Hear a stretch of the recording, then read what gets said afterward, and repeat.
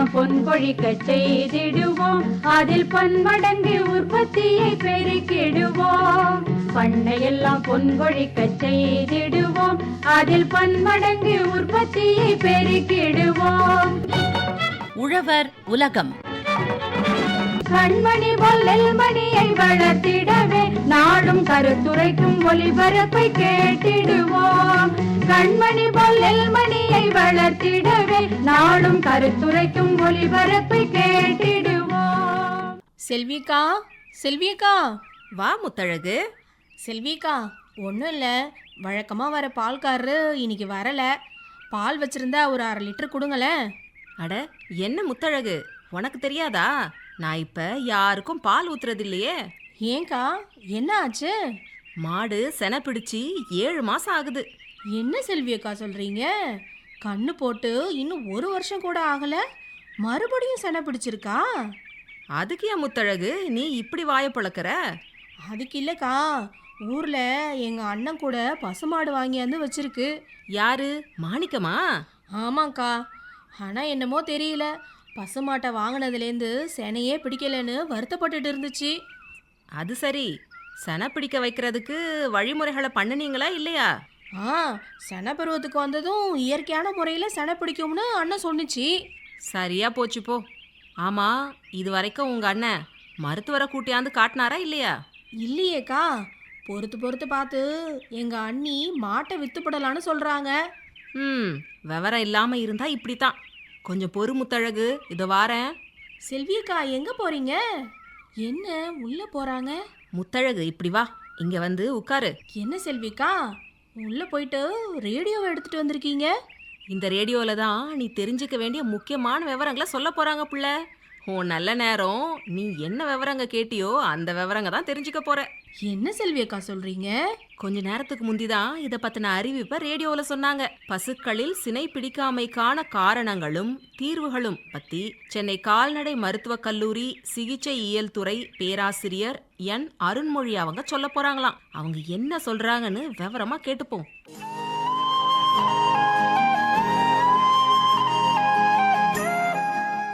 சினை பருவத்துக்கு வராமை, சினை பருவத்துக்கு கரெக்டாக வந்து அதனால் கொஞ்சம் சினை பிடிக்காமல் இருப்பது, இப்படி பல காரணங்கள் இருக்குது. நம்ம ஒன்று ஒன்றா பார்க்கலாம். ஃபர்ஸ்ட் வந்து சினை பருவத்துக்கே வராமல் இருக்கிறது வந்து என்ன மாதிரியான காரணங்கள்லாம் இருக்கும், அதை எப்படி வந்து நம்ம கண்காணிக்கலாம் அப்படின்னு சொல்லி நான் சொல்கிறேன். ஃபர்ஸ்ட் வந்து சினை பருவத்துக்கு வராமல் இருக்கிறது 2 பெரிய காரணங்கள் இருக்குது. ஒன்று வந்து சினை பருவத்துக்கு வராமல் இருக்கிறது பொய்யான காரணங்கள்னு ஒன்று இருக்குது, உண்மையான சினை பருவமின்மைன்னு இருக்குது. இந்த பொய்யான சினை பருவமின்மை அப்படின்னு பார்த்தோன்னா அதில் வந்து மாடுகள் நார்மலாக சினையாக இருக்கும்போது சினை பருவத்துக்கு வராது. அது வந்து நம்ம சினை பருவத்துக்கு வராமைன்னு எடுத்துக்க முடியாது, ஆக்சுவலாக சினையாக இருக்கிறது, அதனால சினை பருவத்துக்கு வராமல் இருக்கு. அதே மாதிரி கருப்பையில் வந்து உள்ள ஏதாவது இருந்ததுன்னா, லைக் சீழ் பிடித்தல், கருப்பையில் இறந்து போன குட்டிகள் ஏதாவது இருந்ததுன்னா, கருப்பையில் நீர் கோர்த்திருக்கிறது, இந்த மாதிரி கருப்பையில் ஏதாவது பிரச்சனைகள் இருந்தால் கூட அது வந்து சினை பருவத்துக்கு வராமல் இருக்கும். இது வந்து சினை பருவத்துக்கு வராததுக்கான உண்மையான காரணங்கள் அப்படின்றதுல வந்து ஒரு ஃபால்ஸ் அனிஸ்டஸ்ன்னு ஆங்கிலத்தில் சொல்லுவோம். இப்போ அது வந்து ஒரு காரணம். இன்னொன்று வந்து நார்மலாகவே சினை பருவத்துக்கு வந்துக்கிட்டு தான் இருக்கும் மாடுகள், ஆனால் அதை வந்து பராமரிக்கிறவங்களுக்கு என்ன சினை பருவத்துக்கு வந்தா என்ன அறிகுறிகளை வெளிப்படுத்தும் தெரியாம இருக்கும். அப்ப வந்து என்னென்ன அறிகுறிகள்னு மாடு வச்சிருக்கவங்களுக்கு கண்டிப்பா, கால்நடை வளர்ப்பவர்களுக்கு கண்டிப்பாக தெரிந்திருக்கணும். அப்படி ஒருவேளை அவங்களுக்கு தெரியாம இருந்து அதை கண்காணிக்காம விட்டுட்டாங்க ஒன்று. அதே மாதிரி சினைப்பருவ அறிகுறிகள் எந்த டைமில் வந்து மாடுகளோ எருமைகளோ வெளிப்படுத்துன்றதுல ஒரு ஸ்பெசிஃபிக், அது வந்து காலையில் ஒரு 4 to 6 மணி வரை, எருமைங்க பார்த்தீங்கன்னா காலை 4 to 6 மணி வரை, நைட்டு 8 to 10 மணி வரை, அந்த மாதிரி தான் ரொம்ப மிட் நைட்டில் அந்த மாதிரி தான் சினைப்பருவ அறிகுறிகளை வெளிப்படுத்தும். இதே பசு மாடுகளை பார்த்தீங்கன்னா காலையில் ஒரு 8 to 10 மணிக்கு, இல்லை இன்னும் கொஞ்சம் ஏர்லியாகவும், அதுமாதிரி சாயந்தரத்தில் பார்த்தீங்கன்னா 4 to 6 மணி அந்த டைம்லேயே கொஞ்சம் சினைப்பருவ அறிகுறிகளை வெளிப்படுத்தும். இதை வந்து தெரியாமல் நம்ம மதியான டைமில் இல்லை நைட் ரொம்ப லேட்டாக அந்த மாதிரி டைமில் வந்து நம்ம சினைப்பருவ அறிகுறிகளை எதிர்பார்க்கும் போது அது இல்லாமல் இருந்துச்சுன்னா நம்ம வந்து மாடு சினைப்பருவத்துக்கே வரல அப்படின்னு நினச்சிப்போம். அது ஆக்சுவலாக சினைப்பருவத்துக்கு வந்து தான் இருக்கு, அது நம்ம கரெக்டாக கண்காணிக்காம இருக்கோம். ஸோ இதெல்லாமே வந்து பொய்யான சினைப்பருவமின்மை அப்படின்னு நம்ம சொல்லலாம். இப்போ உண்மையான சினைப்பருவமின்மை அப்படின்றது வந்து பார்த்தோம்னா அதில் வந்து நிறைய, இப்போ மாடுகளுக்கு வந்து உடம்பு ரொம்ப, இதில் மெயினாக நம்ம இந்தியன் கண்டிஷனில் பார்த்தீங்கன்னா நிறைய மாடுகள் தீவன பற்றாக்குறையினால தான் உண்மையாகவே சினைப்பருவத்துக்கு வராமல் இருக்குது. அதாவது மாடுகளுக்கு வந்து புரதச்சத்து, மாவுச்சத்து இது எல்லாமே ரொம்ப முக்கியம். அதில் புரதச்சத்துன்றது ரொம்ப முக்கியம். அது இருந்தால் தான் அது வந்து சினை பருவத்துக்கு வர்றதும் சினைப்பருவ அறிகுறிகளை வெளிப்படுத்துறதும் நார்மலாக நடத்தும். இப்போ ஒரு வேளை சினைப்பருவ அறிகுறிகள் வராமல் இருக்கு அப்படின்னா ஃபர்ஸ்ட் மாடுகள் வந்து அதுக்கு வர தீவனத்தை எல்லாம் நார்மலா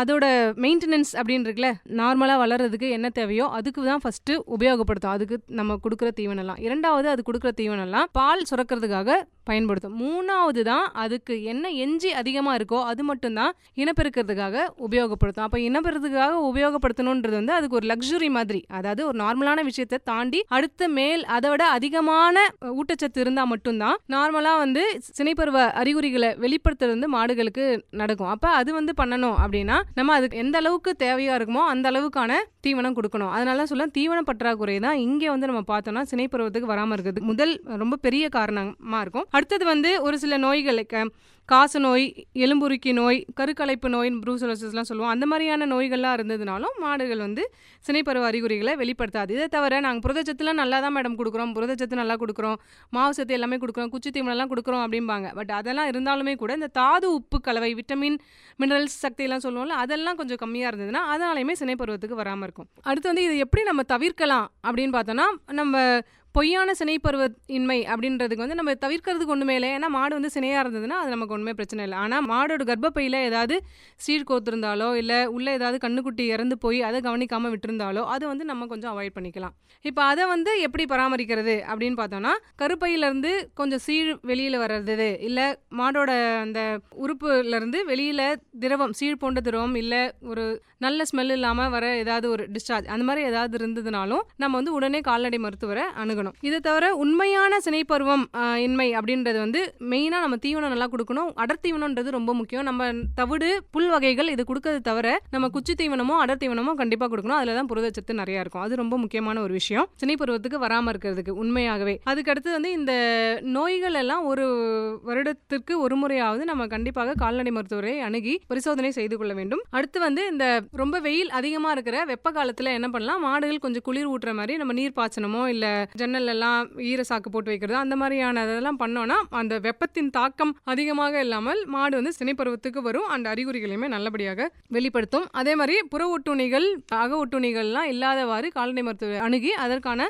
மருத்துவத்தையும் நாம் செய்து கொள்ளலாம். ஸோ இதன் மூலம் கால்நடை சினைப்பருவத்திற்கு வராமை அப்படின்றது இதுலேருந்து நம்ம கொஞ்சம் கரெக்டாக மேனேஜ் பண்ணி வெளியில் கொண்டு வந்துடலாம். அடுத்தது வந்து பார்த்தோன்னா, ஒரு சில மாடு வந்து சினைப்பருவத்துக்கு கரெக்டாக வந்துட்டு தான் இருக்கும், ஆனால் சினையே பிடிக்க மாட்டேங்குது. சினை பிடிக்காமை இதுதான் மலட்டுத்தன்மைக்கான ஒரு பெரிய ஒரு மேஜரான ரீசனாக நம்ம பார்க்குறோம். சினைக்கு வராமைன்றதே ஒரு விஷயம். அதுக்கடுத்து சினைப்பருவத்துக்கு கரெக்டாக தான் வந்துட்டு இருக்கோம். லைக் 21 நாளைக்கு ஒரு முறை சினைப்பருவத்துக்கு வரணும்னா 21 நாளைக்கு ஒரு முறை சினைப்பருவத்துக்கு மாடுகள் வந்து கொண்டு தான் இருக்கும். ஆனால் நம்மளும் செயற்கை முறை கருவூட்டல் ஒரு மாதமும் 21 நாட்கள் ஒரு முறையும் செய்து கொண்டே இருப்போம். ஆனால் வந்து மாடு சினையே பிடிக்காது. இது வந்து ஒரு பெரிய முக்கியமான காரணமாக இருக்குது. அதில் வந்து எதனால் இந்த மாதிரி சினை பருவத்துக்கு வந்தும் சினை பிடிக்காமல் இருக்குது அப்படின்றது வந்து ஒரு 2 பெரிய காரண வகைகளாக நம்ம குறிக்கலாம். ஒன்று வந்து கருத்தரித்தலே நடைபெறாதது, இன்னொன்று வந்து கருச்சிதைவு ஏற்படுவது. கருத்தரித்தல் நடைபெறாமல் இருக்கிறதுக்கு உள்ள நிறைய காரணங்கள் இருக்கும். அது வந்து அதுலேருந்து நம்ம எப்படி வெளியில் வர்றது அப்படின்னா, முக்கியமாக அது எதை அதிகமாக பாதிக்கும் அப்படின்னா, கால்நடைகள் செயற்கை முறை கருவூட்டலுக்கு கொண்டு வர நேரம். இன்று காலை வந்து மாடுகள் சினைப்பருவ அறிகுறிகளை வெளிப்படுத்துச்சு அப்படின்னா அன்னைக்கு மாலையே நம்ம சினை ஊசி போட வேண்டும். இல்லை இன்னைக்கு மாலை தான் சினைப்பருவ அறிகுறிகளை வெளிப்படுத்துனா அடுத்த நாள் காலை நம்ம சினை ஊசி போட வேண்டும். இது வந்து ஆங்கிலத்தில் AMPM ரூல்னு சொல்லுவோம். என்னன்னா, இந்த விந்தணுக்கள் உள்ள போய் கருமுட்டை வெளியே வர வரைக்கும் நல்ல உயிருடனும் நல்ல குவாலிட்டியோடையும் இருக்கணும். அதுதான் முக்கியமான விஷயம். அதனால தான் இந்த டைம் ஆஃப் இன்செமினேஷன், அந்த செயற்கை முறை கருவூட்டல் எந்த நேரத்தில் பண்றோமோ அது ரொம்ப ரொம்ப முக்கியமான ஒரு விஷயம். அதை வந்து நம்ம கவனத்தில் இல்லாமல் போச்சுன்னா இந்த மாதிரி தான் கரெக்டாக 21 நாளைக்கு ஒரு முறை பருவத்துக்கு வந்துட்டு தான் இருக்கும். ஆனால் நம்ம வந்து செயற்கை முறை கருவூட்டல் பண்ணிக்கிட்டே இருக்கோம். ஆனால் வந்து மாடு சினை பிடிக்காமல் இருக்கும். ஸோ இதுல இருந்து நம்ம வெளியே வரணும்னா அந்த காலை மாலை AMPM ரூல்னு சொல்லலாம், அதை வந்து கரெக்டாக கொஞ்சம் ஃபாலோ பண்ணணும். அடுத்தது வந்து செயற்கை முறை கருவூட்டல் தான் கண்டிப்பாக பண்ணணும். இதை வந்து ஆண் பொலிகாலைகளை விட்டு இயற்கை முறையில் கருவூட்டல் செய்யறது வந்து என்னன்னா, ஆண் காலையில் இருக்கிற டிசீஸ் அதாவது அதுக்கு ஏதாவது உடம்பு முடியாமல் நுண்ணுயிர்கள் ஏதாவது இருந்ததுன்னா அது வந்து பிறப்பு உறுப்பு வழியாக பசுமாடுகளுக்கு பரவறதுக்கு வாய்ப்பு இருக்குது. அதனால தான் முன்னாடியிலேருந்தே வருஷ காலமாக நம்ம சொல்லிட்டே இருக்கோம், செயற்கை முறை கருவூட்டல் பண்ணணும், செயற்கை முறை கருவூட்டல் பண்ணணும் அப்படின்னு. ஒரு சில மாடுகள் வந்து இங்கே எடுத்துகிட்டு வருவாங்க, பார்த்தா செயற்கை முறை கருவூட்டல் பண்ணியிருப்பாங்க, சினையும் ஆயிருக்கும். ஆனால் அதில் இருக்க நுண்ணுயிர்கள் இருக்கிறதுனால அது சீக்கிரமாக கருச்சிதைவு அடைஞ்சிடும். அது அந்த டைம் கருச்சிதைவு அடையிறது மட்டும் இல்லை, இதுக்கு அடுத்து 2-3 டைமும் தொடர்ந்து மாடு வந்து சினையாகும், திரும்பியும் கருச்சிதைவு அடைஞ்சிடும்.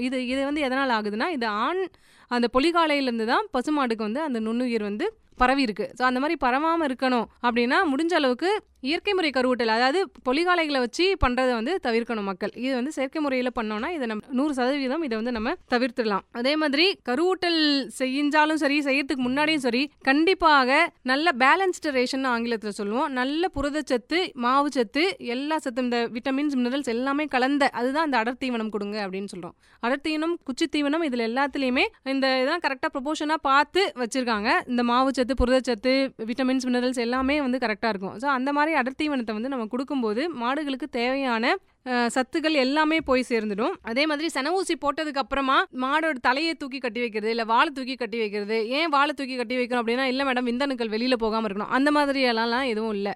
அந்த மாதிரி இது வந்து ஒரு தப்பான ஒரு பிலீஃப் வந்து சுற்றிட்டு இருக்கு. அப்படிலாம் ஒன்றும் இல்லை. விந்தணுக்கள் ஒன்ஸ் அந்த பிறப்பு உறுப்பு வழியாக செயற்கை முறை கருவூட்டில் உள்ளே செலுத்திட்டா விந்தணுக்கள் வெளியில் வராது. வெளியில் வர்றது திரவம் மட்டும்தான், அதில் விந்தணுக்கள் எதுவுமே வராது. இதனால மாடுகளை பிடிச்சி தலையை கட்டி வைக்கிறதும், வாழை பிடிச்சி மேலே தூக்கி கட்டி வைக்கிறதும் இதெல்லாம் தேவையில்லாத ஒரு விஷயங்கள். அதே மாதிரி கருவூட்டல் பண்ணதுக்கு அப்புறமா கண்டிப்பாக 45லேருந்து 60 நாளுக்குள்ள கால்நடை மருத்துவரை அணுகி மாடு சினையாக இருக்கிறதா என்று பரிசோதனை செய்து பார்த்துக்கொள்ள வேண்டும். இப்படி ஒருவேளை நம்ம பரிசோதனையே பண்ணாமல் மாடு கண்டிப்பாக சினையாகி இருக்கும் அப்படின்னு நம்ம நினச்சிக்கிறதுனால கிட்டத்தட்ட ஒரு 6 மாதம் 7 மாதம் வரைக்கும் மக்கள் அப்படியே இருந்துட்டு அதுக்கப்புறமா வந்து மேடம் 7 மாதம் ஆயிடுச்சு, இன்னும் குட்டியோட மூவ்மெண்ட்டே தெரியல அப்படின்னு சொல்லி கொண்டு வருவாங்க. அதுக்கப்புறமா தான் பார்த்தா தெரியும் மாடு சினையே ஆயிருக்காது. அதனால எப்பயுமே 45 முதல் 60 நாளில் நம்ம கால்நடை மருத்துவரை அணுகி மாடு சினையுற்று இருக்கிறதா என்று நம்ம கொஞ்சம் செக் பண்ணிக்கிறது ரொம்ப நல்லது. இப்படி பண்ணோன்னா தான் நம்ம எல்லாருமே மலட்டு நீக்கம் அப்படின்றது ஒரு பெரிய விஷயம். அதில் நம்ம எல்லாருமே நம்ம எட்டாக்கனியாக இருக்கிறது என்ன அப்படின்னு பார்த்தோம்னா வருடம் ஒரு கன்று அப்படின்ற ஒரு விஷயம்தான். அந்த வருடம் ஒரு கன்றுன்ற விஷயத்த நம்ம எட்டணும் அப்படின்னா கண்டிப்பாக மாடு கன்று ஈன்று அதிலிருந்து 2 மாதத்திற்குள் கண்டிப்பாக சினை ஆகிவிட வேண்டும். 2 மாதங்கள் இல்லை அட்லீஸ்ட் 3 மாதத்தில் 90 நாட்களையாவது சினை ஆகிவிட வேண்டும். அப்படி ஆகினாதான் திருப்ப அது அந்த ப்ரெக்னென்ட் காலம் முடிஞ்சு அதுக்கப்புறம் அந்த 9 மாதம் அது கூட ஆட் ஆகி அப்புறம் இதில் ஒரு 2 மாதம் சேர்ந்து நம்ம கரெக்டாக வருடத்துக்கு ஒரு கன்று அப்படின்ற ஒரு எட்டாக்கனியை நம்ம எட்ட முடியும். இதெல்லாம் வந்து ஏன் மாடுகள் சினை பிடிக்காமல் இருக்குது, அது வந்து நம்ம எப்படி வெளியே வரலாம். அதாவது நார்மலாக தான் சினை பருவத்துக்கு வந்துகிட்டே இருக்குது, ஆனால் நம்ம சென ஊசியும் போடுறோம். அதுலேருந்து நம்ம ஏன் சினை பிடிக்காமல் இருக்குது அப்படின்றத வெளியே வர்றதுக்காக. அடுத்த வந்து விஷயம் பார்த்தீங்கன்னா, கன்று ஈன்ற பின்பு கருப்பை அழற்சி ஏன் வருது, எதனால் வருது அப்படின்னு பார்த்தோன்னா, மாடு வந்து கன்று போடும்போது எப்படியெல்லாம் இருக்கணும் ஃபஸ்ட்டு அதை பார்த்துலாம். மாடு வந்து கன்று ஈனும்போது அப்போ அந்த டைமில் மாடு வளர்ப்பவங்க என்ன மாதிரியான மேனேஜ்மெண்ட் எல்லாம் பண்ணணும் அப்படின்னு பார்த்தோன்னா, மாடு சினை காலத்தில் கடைசி 2 மாதங்கள் இல்லை 3 மாதங்கள் கண்டிப்பாக பால் கறக்கக்கூடாது.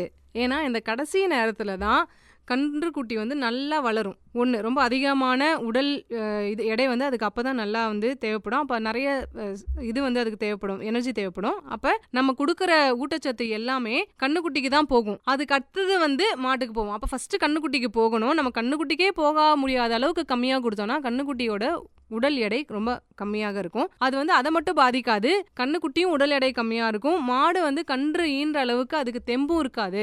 அந்த ஊட்டச்சத்து பற்றாக்குறையினால அதால் கரெக்டாக புஷ் பண்ணி வெளியே தள்ளவும் முடியாது கன்றுக்குட்டி. அதனால ஒழுங்காக கன்று ஈன முடியாத மாதிரியான ஒரு நிலைமைக்கு மாடு நம்ம தள்ளி விட்டுறோம். அதனால கண்டிப்பாக அந்த கடைசி 3 மாதங்கள் நம்ம என்ன புரதச்சத்து கொடுக்குமோ அது ரொம்ப முக்கியம். அப்புறம் அந்த 3 மாதங்கள் நம்ம கண்டிப்பாக பால் கறவையை நிறுத்திவிட வேண்டும். பால் கறவை இருந்ததுன்னா இந்த நம்ம கொடுக்குற ஊட்டச்சத்து எல்லாம் பாலுக்கு டைவர்ட் ஆகிடும். அப்போ மாடுக்கோ கன்றுக்குட்டிக்கோ போதுமான அளவுக்கு இந்த ஊட்டச்சத்து கிடைக்காம போயிடும். அதனால இது சரியாக கன்று ஈன முடியாத ஒரு பிரச்சனை வரும். இது ஒரு முக்கியமான விஷயம். அடுத்தது வந்து கன்று ஈன போகுது அப்படின்னு நமக்கு தெரிஞ்சிச்சுன்னா ஒரு சில அறிகுறிகளை வச்சு நம்ம கண்டுபிடிச்சலாம். லைக் மடி காம்பு வந்து கொஞ்சம் கீழே இறங்கி இருக்கும், கொஞ்சம் அதிகமாக கொஞ்சம் பெரிய சைஸில் இருக்கும், அப்புறம் பிறப்புறுப்பு கூட கொஞ்சம் வீக்கமாக இருக்கும். அது தவிர கொஞ்சம் அந்த பனிக்குடன் நம்ம வந்து இதில் சொல்கிறோம்ல, ஹியூமனில் சொல்கிறோம்ல, அந்த மாதிரி அந்த இது வந்து உடஞ்சி அதுலேருந்து கொஞ்சம் நீர் போன்ற திரவம் வெளியே வரும். ஒருவேளை அந்த மாதிரி நீர் போன்ற திரவம் வந்து 1.5 மணி நேரம் வரைக்கும் 1 மணி நேரம் தாண்டியுமே குட்டி போடலை அப்படின்னா கண்டிப்பாக நம்ம கால்நடை மருத்துவரை அணுக வேண்டும். மடி வந்து வீக்கமாக இருக்கிறது, பால் மடி காம்பு வீக்கமாக இருக்கிறது, கொஞ்சம் பெரிய சைஸில் இருக்கிறது, பால் சுரக்குது, இது எல்லாமே 2-3 நாட்களுக்கு முன்னாடி இருந்தே நமக்கு தெரிய வரும்.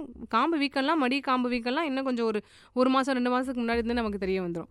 பட் நம்ம வந்து கன்றுக்குட்டி எப்போ நம்ம செயற்கை முறை கருவூட்டல் பண்ணோம் நமக்கு தெரியும். அதுலேருந்து நம்ம கால்குலேட் பண்ணி வச்சுருந்தோன்னா ஓரளவுக்கு நம்ம இப்போ தான் கன்றுக்குட்டி ஈன போதுன்றது நமக்கு ஓரளவுக்கு தெரிஞ்சிடும். ப்ளஸ் ரொம்ப அந்த கன்றுக்குட்டி ஈன்றதுக்கு தேவையான அந்த ஒரு கடைசி நேரத்தில் என்ன ஆகும், மாடு வந்து கொஞ்சம் தனிமையாக இருக்க விரும்பும்.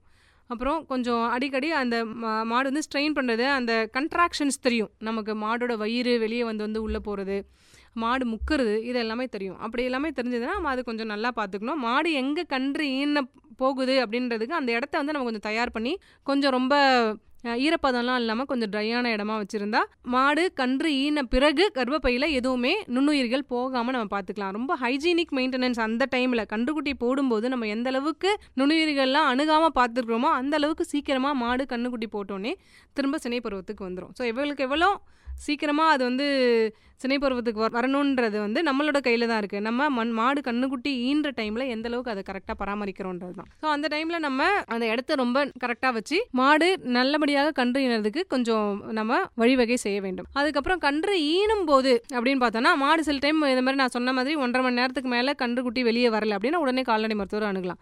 பாதி கன்றுக்குட்டி வெளியே வந்துருச்சு, கால் மட்டும் வெளியே வந்துருச்சு, பட் உடல் பாகம்லாம் உள்ளே இருக்குது அப்படின்னா நிறைய பேர் என்ன பண்ணிடுறீங்க, காலை பிடிச்சி நம்மளே இழுத்துரும். ஆனால் தலை எப்படி இருக்கும், நேராக இருக்குமா திரும்பி இருக்குமா அதெல்லாம் நமக்கு தெரியாது. அதனால் கண்டிப்பாக கால்நடை மருத்துவரை அணுகி தான் இதற்கு மேலே நம்ம எதாக இருந்தாலும் செய்ய வேண்டும். அதுக்கு அடுத்தது வந்து பார்த்தோன்னா கன்றுக்குட்டி போட்டுருச்சு, போட்டதுக்கப்புறம் நம்ம எந்த அளவுக்கு பராமரிக்கணும் அப்படின்னு பார்த்தோன்னா கன்றுக்குட்டி போட்டதுக்கப்புறம் கண்டிப்பாக நஞ்சு கொடி ஒரு 8லேருந்து 12 மணி நேரத்துக்குள்ளே வெளித்தள்ளணும். நஞ்சு கொடி ஒருவேளை நஞ்சு கொடி வெளியே தள்ளப்படலை, அதாவது 8 மணிலேருந்து 12 மணி நேரத்துக்குள்ளே வெளியே வரலை அப்படின்னா கண்டிப்பாக நாம் கால்நடை மருத்துவரை அணுக வேண்டும். அடுத்தது பாதி நஞ்சு கொடி தான் வெளியே வந்தது, பாதி வெளியில் வரலை அப்படின்னா ஒரு சில மக்கள் என்ன பண்ணுவாங்க, அதை கல்லை வச்சு கட்டிட்டு அதை வெளியில் இழுத்துட்டு வர்றதுக்கு ட்ரை பண்ணுறாங்க. ஸோ அந்த மாதிரி எல்லாம் கண்டிப்பாக பண்ணக்கூடாது. இது வந்து அதில் இருக்க நுண்ணுயிர்கள்லாம் பரவி மாடு வந்து கர்ப்பப்பை அழற்சி ஏற்படுறதுக்கு ரொம்ப ஒரு வழிவகுக்கும். அதனால அந்த மாதிரி எதுவும் பண்ணக்கூடாது. அடுத்து வந்து அதில் ஒரு பிளாஸ்டிக்கை கட்டி வைக்கிறது, கட்டி வச்சு அதுலேருந்து கொஞ்சம் நம்ம ஸ்ட்ரெஸ் பண்ணி இழுத்தோன்னா கொஞ்சம் வெளியில் வந்துடும் அப்படின்ற ஒரு தவறான நம்பிக்கையெல்லாம் வந்து மக்களிடையே இருக்குது. அதெல்லாம் வந்து கண்டிப்பாக செய்யக்கூடாது. ஸோ இதெல்லாம் பண்ணாமல் எதாக இருந்தாலும் ஒரு கால்நடை மருத்துவரை அந்த டைமில் கண்டிப்பாக கால்நடை மருத்துவரை அணுகி நஞ்சு கொடியை வெளியே எடுக்க வேண்டும். அதுக்கப்புறம் அந்த கண்டிப்பாக ஒரு 10 நாட்கள் வரை நம் கால்நடைகளுக்கு கர்ப்பப்பை அழற்சி எதுவும் வராமல் பாதுகாக்கணும். 10 நாள் வரைக்கும் ஏன் நம்ம ரொம்ப முக்கியமாக சொல்கிறோம் அப்படின்னா, கன்று ஈன்ற போகிற சமயத்தில் கர்ப்பப்பையோட வாய் வந்து நல்ல அகலமாக விரிஞ்சு வாய் திறந்துருக்கும். அப்போ நுண்ணுயிர்கள்லாம் ஈஸியாக உள்ளே என்ட்ராகக்கூடிய வாய்ப்புகள் இருக்கும்.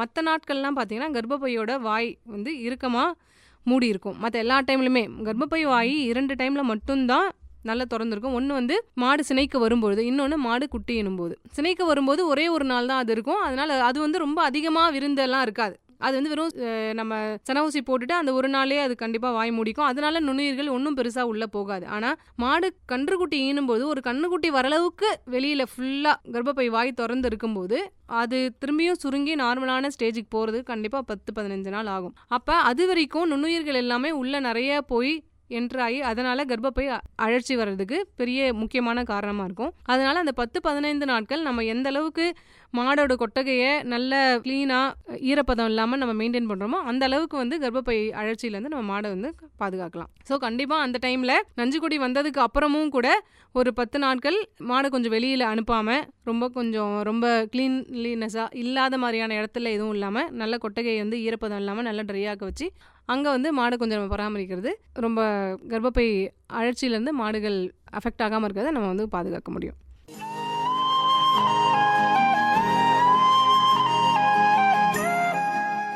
என்ன முத்தழகு, பசுக்களில் சினை பிடிக்காமைக்கான காரணங்களும் தீர்வுகளும் பற்றின விவரங்களை சென்னை கால்நடை மருத்துவக் கல்லூரி சிகிச்சை இயல் துறை பேராசிரியர் என் அருண்மொழி அவங்க எம்புட்டு தெளிவாக எடுத்து சொல்லிட்டாங்க பாத்தியா? செல்விக்கா, நான் இந்த நேரத்துக்கு இங்கே வந்தது ரொம்பவே நல்லதா போச்சு. இவங்க சொன்ன விவரங்க அம்புட்டுமே ரொம்பவே முக்கியமானதால இருந்துச்சு. பசுமாடு செனை பருவத்துக்கு வராமல் இருக்கிறதுக்கும் சினை பருவத்துக்கு வந்தோம் செனை பிடிக்காமல் இருக்கிறதுக்கும் என்ன காரணம் அப்படிங்கிறத ரொம்ப தெளிவாக எடுத்து சொன்னாங்க. ஆமாக்கா, அதோட தீவன பற்றாக்குறை, நோய் தொற்று, புரதச்சத்து குறைபாடு இதனாலேயும் சினை பிடிக்காதுன்னு இப்போதான் தெரிஞ்சுக்கிட்டேன். முத்தழகு, ஒரு முக்கியமான விஷயத்த கவனிச்சியா? செயற்கை முறை கருவூட்டல் தான் சிறந்தது அப்படின்னு சொன்னாங்க பாரு. அது மட்டும் இல்லாமல் கால்நடை மருத்துவர்களோட ஆலோசனையை அவசியம் தெரிஞ்சுக்கணும். நாம பண்ணையை கவனிச்சுக்கிற முறையில தான் பசுக்களோட ஆரோக்கியம் இருக்குன்னு இப்ப நல்லாவே தெரிஞ்சுக்கிட்டேன். சுத்தமாகவும் சுகாதாரமாகவும் பராமரிச்சா உங்க பசு மாதிரியே எங்க அண்ணன் வீட்டில் இருக்கிற பசுமாடும் வருஷத்துக்கு ஒரு கண்ணு ஈனும்னு தெரிஞ்சுக்கிட்டேன். அப்புறம் என்ன, நீ கேட்ட விவரங்களை உன் அண்ணன் மாணிக்கம் கிட்ட சொல்லி புரிய வச்சிரு. பின்ன ஒன்று விடாம சொல்லிவிட மாட்டேனா என்ன? அப்போ நான் வரேன் செல்விக்கா. முத்தழகு, பொறு பாவம் இம்புட்டு நேரமாச்சு, பால் வேணும் நீங்க வந்த இருப்புல வீட்டுக்காக எடுத்து வச்ச பால் தரேன், எடுத்துக்கிட்டு போ.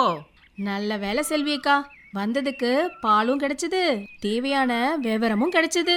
கால்நடை நமது தோழன், அதை கருத்துடன் காத்திட வேணும்.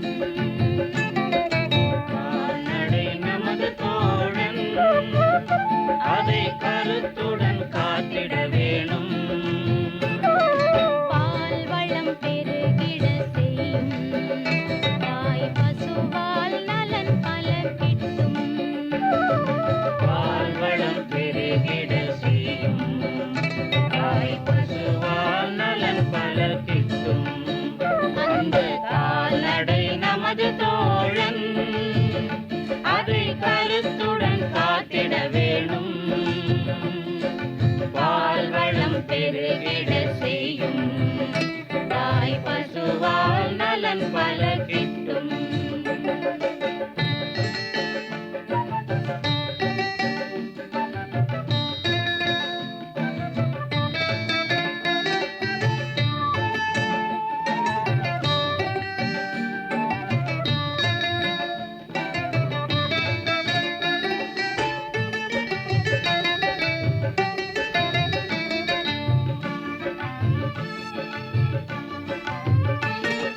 நாட்டில் நடமாடும் செல்வம், அவை நம் வறுமையை என்றும் வெல்லும்.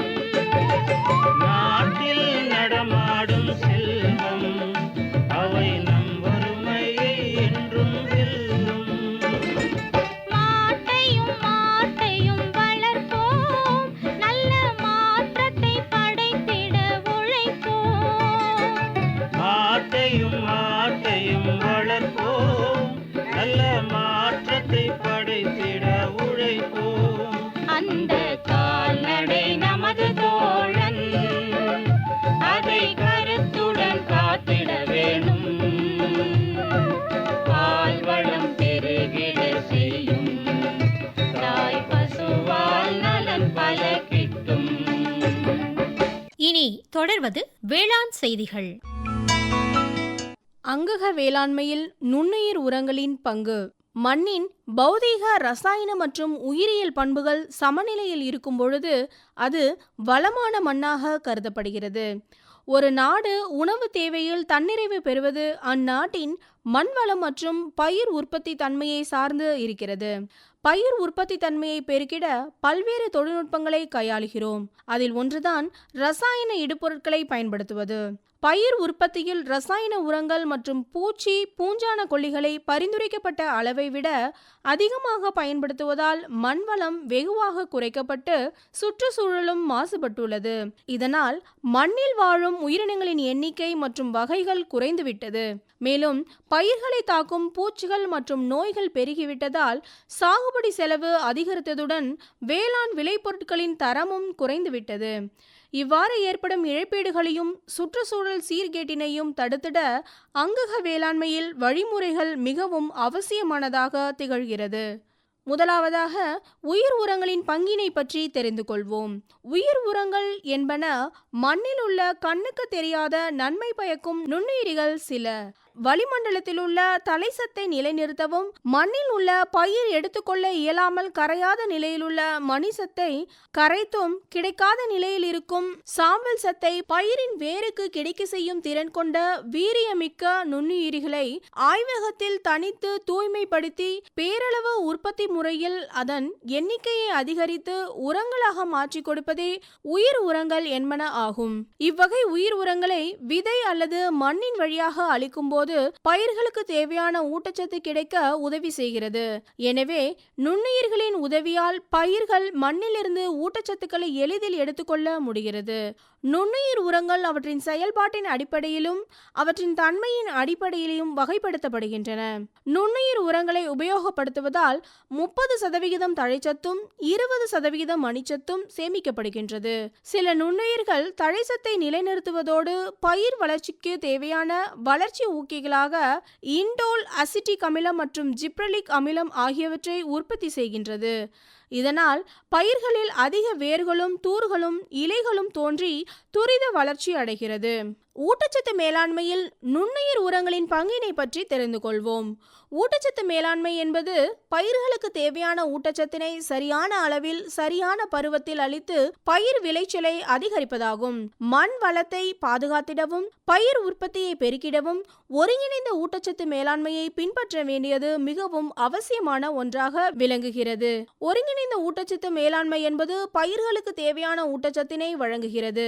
இதன் முக்கிய நோக்கம் சுற்றுச்சூழலை பாதுகாப்பதோடு பயிரிடும் செலவினை குறைப்பதாகும். பழங்காலம் முதலே உழவர்கள் தங்கள் மண் வளத்தை பாதுகாத்திட அங்கக உரங்களை பயன்படுத்தி வருகின்றனர். பயிர் அறுவடைக்கு பின்னர் பண்ணை உரத்தை பயன்படுத்தும் வழக்கத்தை அவர்கள் கடைபிடித்து வந்ததால் மண் வளம் மற்றும் அங்கக கரிமம் குறையாமல் இருந்து வந்தது. இதனால் மண்ணின் ரசாயன, பௌதீக மற்றும் உயிரியல் பண்புகள் மேம்படுத்தப்பட்டது. பெருகி வரும் மக்கள் தொகைக்கு உணவளிப்பதற்காக ரசாயன உரங்கள் அதிக அளவில் பயன்படுத்தப்பட்டதால் மண்ணின் வளம் குறைய தொடங்கியது. அங்கக வேளாண்மை இப்பிரச்சனைக்கு ஒரு தீர்வாக அமைகின்றது. இதில் ரசாயன உரங்களுக்கு பதிலாக அங்கக உரங்கள் பயன்படுத்தப்படுவதால் மண்ணின் வளம் பாதுகாக்கப்படுகிறது. உயிர் உரங்கள் எனப்படுவது பயிர்களுக்கு நன்மை அளிக்கக்கூடிய நுண்ணுயிர்களை கொண்டு தயாரிக்கப்படுவதாகும். இவற்றினை பயிர்களுக்கு இடும்பொழுது இவை மண்ணில் சென்று அதிக அளவில் பெருக்கமடைந்து பயிர்களுக்கு தேவையான சத்துக்களை எளிதில் பயிர்கள் எடுத்துக்கொள்ளும் நிலைக்கு மாற்றி அளிக்கின்றது. நாம் சுவாசிக்கும் காற்றில் 78% தழைச்சத்து உள்ளது. இதனை ரைசோபியம் என்னும் பாக்டீரியா பயிறு வகை பயிர்களில் வேர் முடிச்சுகளில் வாழ்ந்து கொண்டு அதனை கிரகித்து பயிர்கள் எடுத்துக்கொள்ளும் நிலைக்கு மாற்றி தருகிறது. இவ்வகை பாக்டீரியா பொதுவாக மண்ணில் வாழக்கூடியது. ஆனால் இவை பயிறு வகை பயிர்களோடு கூட்டு வாழ்க்கை நடத்தும் பொழுதுதான் தழைச்சத்தை நிலைநிறுத்தும் தன்மை கொண்டிருக்கும். இக்காரணத்திற்காகவே நம் முன்னோர்கள் பயிறு வகை பயிர்களை பயிர் சுழற்சியின் ஒரு அங்கமாக பின்பற்றி வந்தனர். நம் மண்ணில் மணிச்சத்து மற்றும் சாம்பல் சத்து அதிக அளவில் இருக்கிறது. ஆனால் இவை பயிர்கள் கிரகிக்க முடியாத நிலையில் இருக்கும். பாஸ்போ பாக்டீரியா மற்றும் சாம்பல் சத்திற்கான பாக்டீரியா போன்றவை தன் செல்களில் இருந்து சுரக்கும் அங்கக அமிலங்கள் மற்றும் நொதிகள் மூலமாக அதனை கரைத்து பயிர்கள் எடுத்துக்கொள்ளும் நிலைக்கு மாற்றி அளிக்கின்றது. உயிர் உரங்களை அதிக அளவில் பயன்படுத்துவதன் மூலம் மண் வளத்தை பாதுகாப்பதோடு பயிர் விளைச்சலையும் அதிகரிக்கலாம். பெருகி வரும் மக்கள் தொகைக்கு உணவளிப்பதுடன் நம் மண்ணின் வளம் குறையாமல் பாதுகாப்பதும் நம் கடமையாகும். இதற்கான தீர்வாக அங்கக வேளாண்மை விளங்குகிறது. நீரின்றி அமையாது உலகு என்பது போல நுண்ணுயிர் இன்றி அமையாது மண் என்றும் கூறலாம். மண்ணில் நடக்கும் ஒவ்வொரு ரசாயன மாற்றத்திற்கும் நுண்ணுயிர்களின் செயல்பாடு மிக முக்கியமாகும். மண் வளத்தினை மேம்படுத்த நம் முன்னோர்கள் அதிக அளவில் அங்கக உரங்களை பயன்படுத்தி வந்தனர். அதற்கு காரணம் அதிக அளவு அங்கக உரங்களை மண்ணில் இடும்பொழுது அங்கு அதிக அளவில் நுண்ணுயிர்கள் பெருக்கமடைந்து மண்ணில் ஊட்டச்சத்து கிடைக்கையை அதிகரிக்கும். இதனால் அம்மண்ணில் பயிரிடப்படும் பயிர்களும் நன்கு செழிப்பாக வளர்ந்து அதிக விளைச்சலை கொடுக்கும். ஆகையால் மண்ணில் உள்ள நுண்ணுயிர்களின் எண்ணிக்கையை அதிகரித்து மண் வளத்தை மேம்படுத்துவோம். இதுவரை வேளாண் செய்திகள் கேட்டீர்கள். உண்ணும் பொருள் அத்தனையும் விளைத்திடுவோம், நித்தம் உழைப்பால் நில மகளை வணங்கிடுவோம். அமைப்பில் உதவி பி. சண்முகப்பிரியா. உண்ணும் பொருள் அத்தனையும் விளைத்திடுவோம், நித்தம் உழைப்பால் நில மகளை வணங்கிடுவோம். நிகழ்ச்சி அமைப்பு எஸ். முருகேசன். பொட்டலையும் பூம்பொழிலாய் திருத்திடுவோம், அதற்கு புத்தம் புது முறைகளையும் புகுத்திடுவோம். பொட்டலையும் பூம்பொழிலாய் திருத்திடுவோம், அதற்கு புத்தம் புது முறைகளையும் புகுத்திடுவோம். இத்துடன் இன்றைய உழவர் உலகம் நிகழ்ச்சி நிறைவு பெறுகிறது. பட்டி தொட்டி சொர்க்கமாக பாடுபட்டே நம் பாரத சமுதாயத்தை உயர்த்திடுவோம். பட்டி தொட்டி சொர்க்கமாக பாடுபட்டே நம் பாரத சமுதாயத்தை உயர்த்திடுவோம்.